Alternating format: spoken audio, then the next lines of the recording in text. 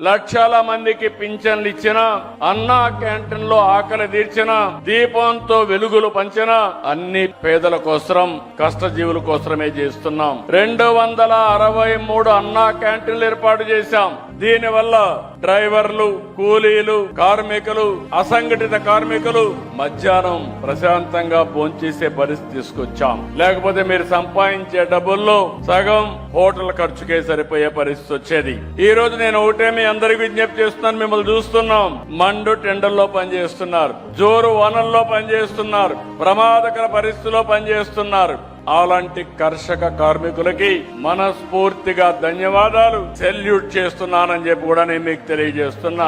మీ కష్టం వల్లనే ఈ రోజు సమాజం ముందుకు పోగలుగుతా ఉంది, అభివృద్ధి జరగగలుగుతా ఉంది, రైతులు పంటలు పండించగలుగుతున్నారు, అందరికీ తిండి పెట్టే పరిస్థితికి వచ్చారని చెప్పి కూడా నేను మీకు తెలియజేస్తున్నా.